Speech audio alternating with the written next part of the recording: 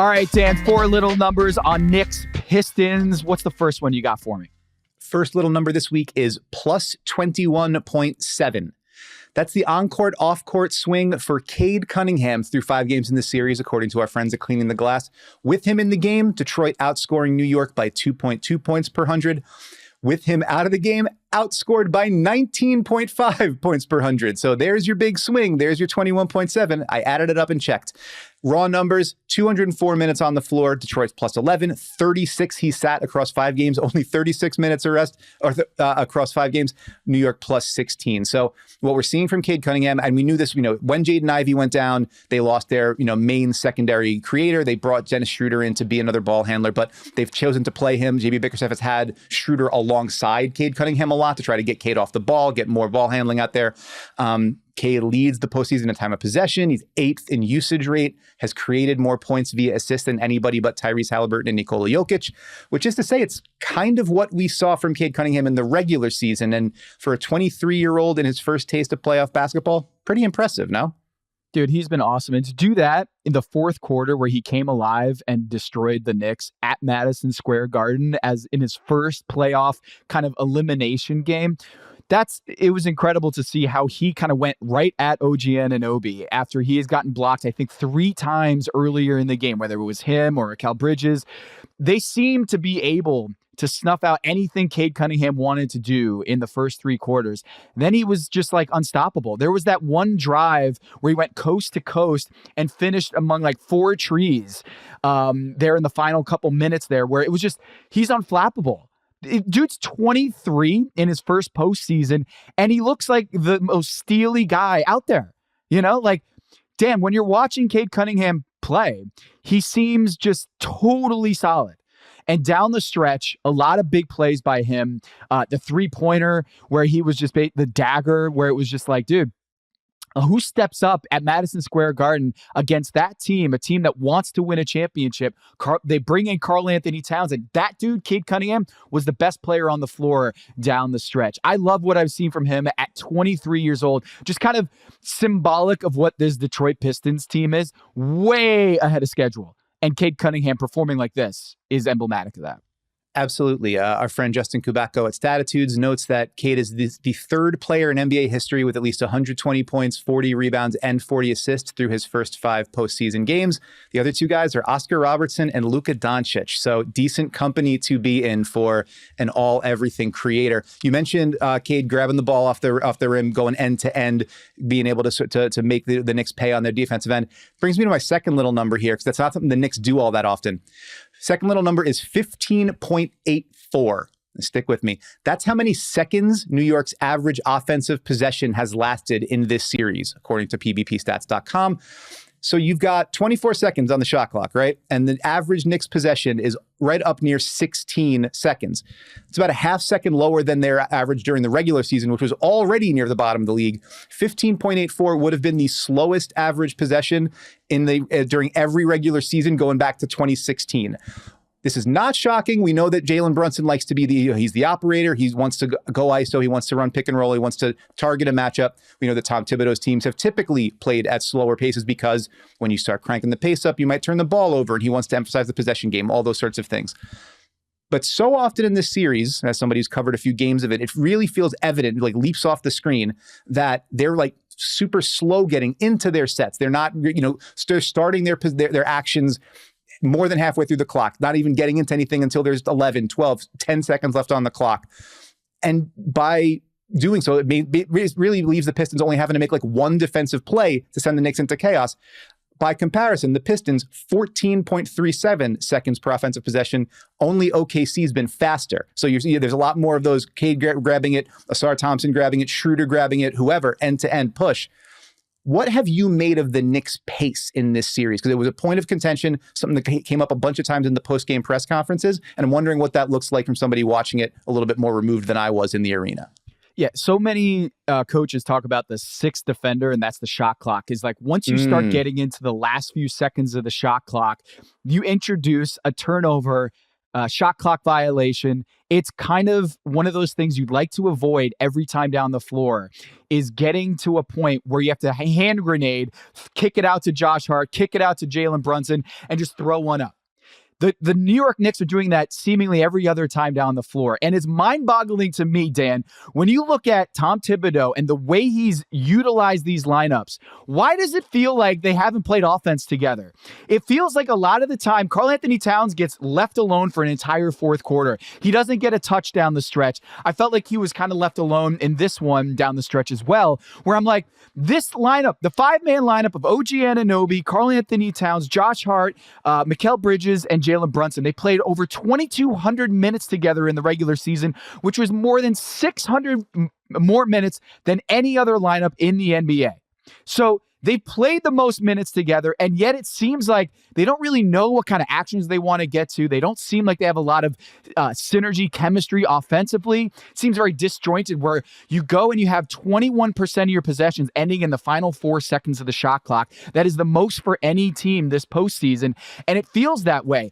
The efficiency is garbage when you get to those last few seconds. And this is what JB Bickerstaff wants. He wants to have Asar Thompson hound Jalen Brunson, exhaust him to the point where they're just flailing at the end of these possessions. And this is one of the biggest indictments of Tom Thibodeau's team this year, is despite having so many extreme minutes together, that starting lineup still doesn't feel like a cohesive unit. And I feel like this offense should be way better than it is. But a lot of it is due to the fact that they've just basically had Jalen Brunson run everything. And I know we're going to get to it eventually, right? Like, how do you have Jalen Brunson off the floor in those crucial moments down the stretch and not call a timeout? Because that to me was the game. That to me was like, you break the glass in case of emergency, you use your final timeout, and still Tom Thibodeau holds on to that timeout. And by the time he gets Jalen Brunson and Josh Hart in the game, it's already over. Yeah, I wrote about this, wrote like a newser about this last night at Yahoo Sports, and Tom Thibodeau's explanation for it was not so much an explanation as just saying, yeah, just where we were at with timeouts in the game, just coach's decision. And they had one timeout left, and coaches want to make sure they hold on to it to be able to advance the ball. If they get the ball under the basket, they need one more possession. There's a defensible argument to be made for why not calling a timeout. Less so, I think, not fouling in that situation, not having somebody commit a foul. The argument would be they were already in the bonus, so any foul was going to send Detroit to the foul line. But if that's the cost of doing business to get 2 of your 5 most important players on the floor, I think that you can make an argument there. Thibodeau didn't really make the argument. He just said there's a lot of things that you consider about it. I chose this way. It seemed it kind of hurt the Knicks quite a bit. Maybe not the reason they lost the game, but it certainly was a difficult one when you're down 2 possessions late. That's why you've got Jalen Brunson. He's the clutch player of the year. The whole idea is to build the whole plane out of him, getting you good shots against tough defenses in the biggest moments. They were not able to do that. The whole point of Josh Hart is to go make the effort, hustle, energy play that nobody else is going to make on the floor in those moments. He has done it countless times before. He was not available to do it. So the Knicks go down with Campaign and Deuce McBride on the floor, and that's a bitter pill to swallow. And when you had a closeout opportunity, to your point, the starting lineup is getting worse too. The trend line is, they were plus 3.3 points per 100 in the beginning part of the regular season, down from January 1st, really bad since the All-Star break. It feels like it's retreating rather than advancing at this time of year, which is not what you want. What you do want, though, if you're the Detroit Pistons, that's our third little number, 18. That's how many assists center Jaylen Duren has in this series, with 10 of them coming in the last 2 games, including 6 in Game 5. Being able to have a center who can make plays with the ball in his hands is really useful when a team wants to take your primary playmaker away in the pick and roll. And that's what the Knicks have been doing. They've been sending 2 defenders at Cade Cunningham, trying to force the ball out of his hand. And Detroit has had to say, we got to find another way to play if they're going to blitz us. There's Jaylen Duren in the middle of the floor, rolling, getting the ball. We've seen, obviously, Draymond Green is like your apex version of this we've seen, right? But you get a big who can can read the floor and make a pass in the middle of the floor. Duren's been doing that. He's been super comfortable making plays in the pocket. He found Asar Thompson on a handful of dunks. I think like 6 or 7 of Asar Thompson's baskets in this series have been Duren finding him for a dunk on the back line. Tic-tac-toe, like getting him the ball in that release lever, and then you have, of course, Asar Thompson, one of the best athletes in the NBA, just in that dunker spot every time. And I love Jaylen Duren, just the bounce past the lobs. Like, he's been fantastic in that role.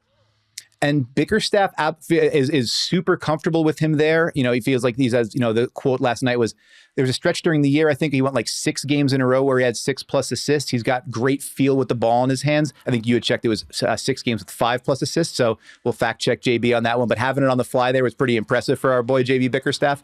As we talked about for the first run for Cade Cunningham at age 23, first run for Ausar Thompson, Jaylen Duren's only 21.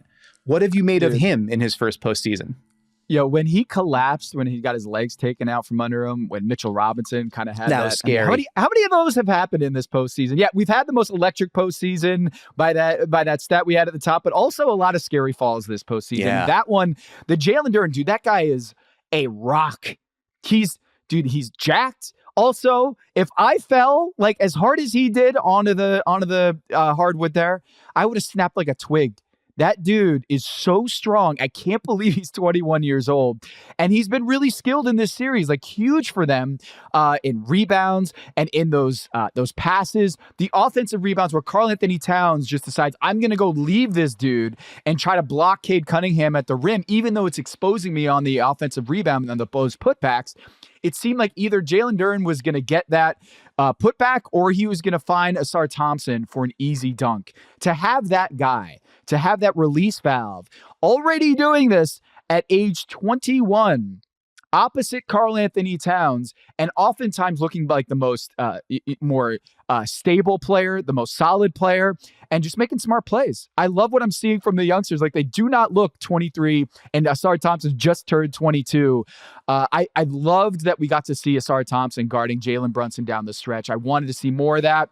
Earlier in this series, they decided to go with Dennis Schroeder because of the offense, but Ausar has been really, really developing before our eyes. So they have just an amazing core, and Jaylen Duren, the Knicks passed on that dude. They traded Kemba Walker to Detroit in a salary dump a couple years ago and attached Jaylen Duren's first round pick. They traded away Jalen Duren to the Detroit Pistons. So this is kind of a really interesting story of Jalen Duren. I love his game and the fact that he's this strong, this smart, and this useful in a postseason experience. This dude has a really bright future, and I love what the Detroit Pistons have in Jalen Duren. From bright futures to gray presents, our fourth little number, 85.5, which is the Knicks' offensive rating with Jalen Brunson off the floor in this series. That's bad. That's like worse than the worst offenses you'd ever imagine. Like if you multiplied the lockout era Bobcats by the process era Sixers, the offense might look something like 85.5 points per 100 possessions. No matter what other combination of Knicks is on the floor, Cat, Mikal Bridges, Josh Hart, OG Anunoby, whoever, they have just not consistently generated good looks against this Pistons defense without Brunson there. And on one level, plenty of credit goes to Detroit. That's been, I think they were a top 5 caliber defense for the last 50 or so games of the season. JB Bickerstaff has that team super locked in. On the other, though, shouldn't a team with that much non-Brunson talent be able to generate something better than this? Dude, that's an astounding stat. Like, this is kind of the bet that they made, right? By leaning so hard on Jalen Brunson in clutch situations and using that 5-man lineup like all the time, when stuff hits the fan and you're not having Jalen Brunson on the floor because he turns his ankle or what have you, gets in foul trouble, not being useful defensively, what have you, you have to take him off the floor, and having everything crumble, that's kind of the problem. Like, the problem is when you lean so hard on running these guys into the ground and playing these kind of minutes in the regular season is what happens when you don't have them on the floor. A lot of other teams have different looks, different options that they've practiced, that they've run through the reps in the regular season. And it seems like you're not getting the upside of having Jalen Brunson do everything offensively. And you're not getting the kind of, you're getting all of the downside, which is that they don't look like they know how to play basketball without Jalen at the controls. And that speaks to just roster configurations. That Campaign is the guy, or Deuce McBride had a really strong start to the season and feels like he's tapered off a little bit. But the fact of the matter is that Jalen Brunson, you need him on the floor to do everything offensively, and it's still not an elite offense. They got to figure this out. Going to Detroit for Game 6, it feels with Josh Hart having that fall onto the ground late, and it seemed like he seemed to be banged up at the end of that game, why he had to check out and leave the court. It feels like an ominous retelling of what happened against Indiana last year, where just the roster kind of fell apart before our eyes. And it was like, maybe that doesn't happen this year. But it's kind of this, the boogeyman is at the door, Dan, and it feels like this might be last year all over again, where they just don't have enough juice. And the fact of the matter is, this team, when they acquired Karl-Anthony Towns, and if I told you his usage rate in the postseason would be 21%, basically a role player, you'd be like, nah, man, like he needs to be way up there as like a much stronger second option, especially if Jalen Brunson's banged up and not 100%. You need to lean on Karl-Anthony Towns more. They just haven't been able to do that.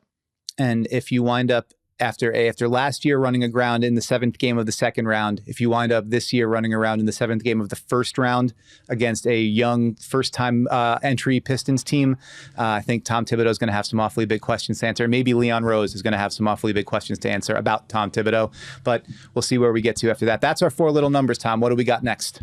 Yeah, we're going to talk about another, I guess, in the Tom Thibodeau coaching tree, or someone that he's very close to, Doc Rivers. He was the top assistant for Doc all of those years. And we're going to talk about that epic meltdown in the Indiana series and what that future holds, what that holds for the future for Giannis Antetokounmpo and the Milwaukee Bucks that just won a championship a few years ago and now looks like on the brink of blowing it all up. So we'll talk about that right after the break. This week's big number, Dan, is 11. That's the number of postseason games this year that have been decided by 3 points or fewer. One possession games. We've got 11 of them. And if you think that sounds like a lot, it's because it is, Dan. We've never seen, in the last decade, we haven't seen this many first round games end with a margin as little as 3 points, 2 points, 1 point. One possession games have been happening all over the place. And you were present for one of them on Tuesday night at Madison Square Garden. How crazy was that one? Yeah, I thought you were going to say the big number is 11 because that's Jalen Brunson's number. And he was standing on the sideline at the scorer's table waiting to check back in crunch time. Yeah, I mean, it feels like the entirety of Knicks Pistons has been played inside of 3 points. I know that's not literally true, but spiritually it feels true.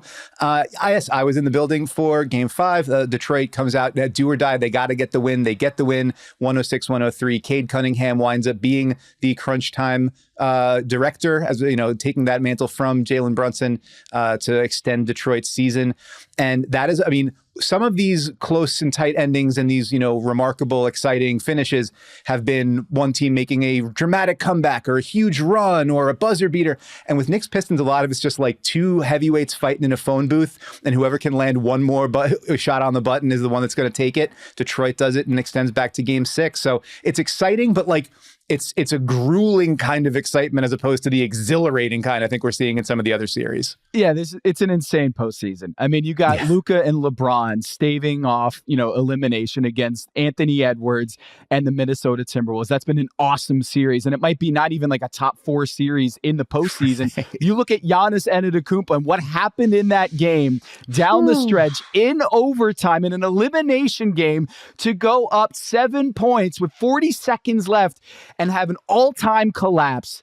I've never seen anything like it, and we'll get into this later in the show, but that was insane. And what we saw after the game with Giannis and Tyrese Halliburton's dad having this like weird showdown, this postseason has had, in terms of the stakes, in terms of the star power, Jokic going against Kawhi Leonard and James Harden, the buzzer beaters.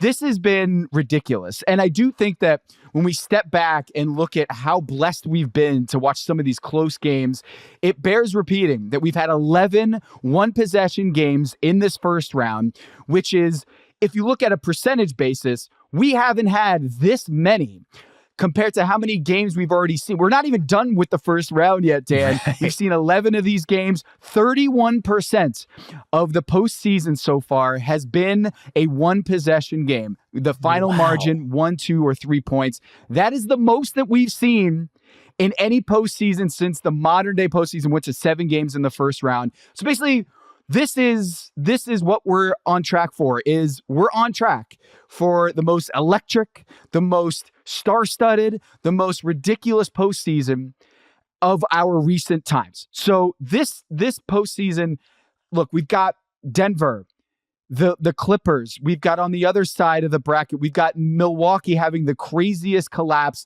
maybe in postseason history, where they're up by 7 points and blow it with a Gary Trent turnover and then drops the ball, as Nate Duncan said, a la Bill Buckner. And that pains me as a Red Sox fan over here.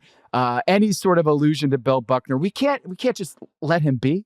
I don't know. So that, look, man, I feel like you were at the game. Were you keeping track of the Milwaukee game? Did you think that one was over?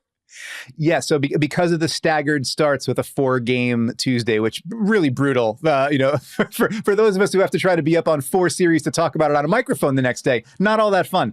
But I was sitting next to James Herbert, who does a wonderful job for CBS Sports, and he had the game up on his laptop. At first we were sort of tracking the score, and it was like, all right, it's 7 with 40 seconds left, like it's over. And when he turned the game on, we saw Doc Rivers' face on the sideline, and we both immediately went, oh no, something has happened. And then to see that it comes down, like it was just a growing feeling of the people around that laptop. I'm like, no, that cannot be the way this game ends. That cannot be the way this series ends. It cannot be the way Giannis Antetokounmpo's time in Milwaukee ends, TBD. Like everything, it felt like this is what an unbelievable set of circumstances to arrive at this point. And to your point, like a lot of that energy feels like it is sort of suffused through this first round, as you have so many. And you talk about the stakes and the heavyweights that are there. It's like the previous generation, the current generation, the oncoming generation, where Shai Gilgeous-Alexander is leading the charge for Oklahoma City. You've got sort of Donovan Mitchell and Evan Mobley, Darius Garland, that whole crew in Cleveland kind of going through. Tyrese Halliburton, obviously a pretty divisive figure based on the anonymous reporting of The Athletic that marks him, according to NBA players, as the most overrated player in the league, to which he responds, Overrate that after the game-winning layup on Giannis. Like there's so much colliding in this first round, and maybe when you have so many things like that colliding, it's pretty it's to be expected that you're going to wind up down final seconds, one shot to take it all, and we're seeing that an awful lot this postseason, as you said, with our big number 11.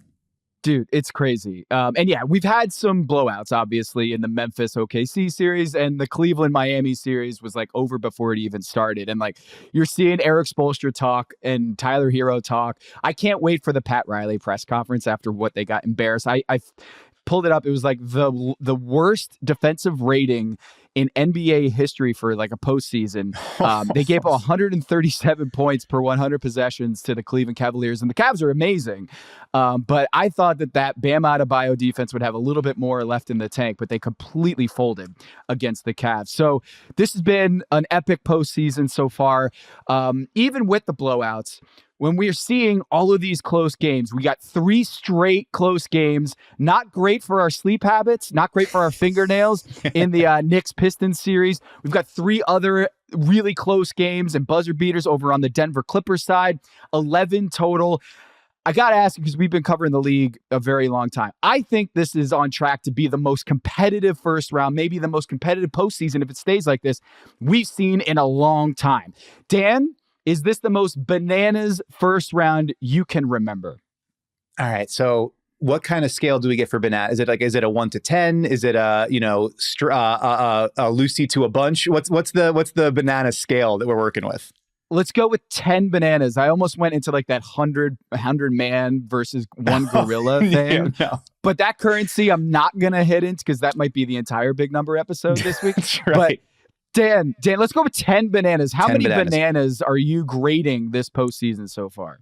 So I'm going to go 6 bananas. And so it sounds low considering what we were just talked about. But you do have to remember, as you said, we've got 2 sweeps. We've already got the 2 sweeps, and we've got 2 5-game series with the Celtics taking out the Magic and the Pacers finishing off the Bucks. So that we've already got, we're past that a little bit early. That reduces it sort of brings down the average. Sure. And I'll give you that. I got to give you. So I did a little reporting here, a little pre-pro. Our friend Mike Bowie, who runs the wonderful website Unpredictable, fantastic win probability charts. He tracks stuff like the excitement index of a game, which is like how wildly the win probability vacillates, comeback factor, like how much a team had to like overcome to get back and raise their win probability, tension, how often the game is like at a 50-50 win probability, all these sorts of things.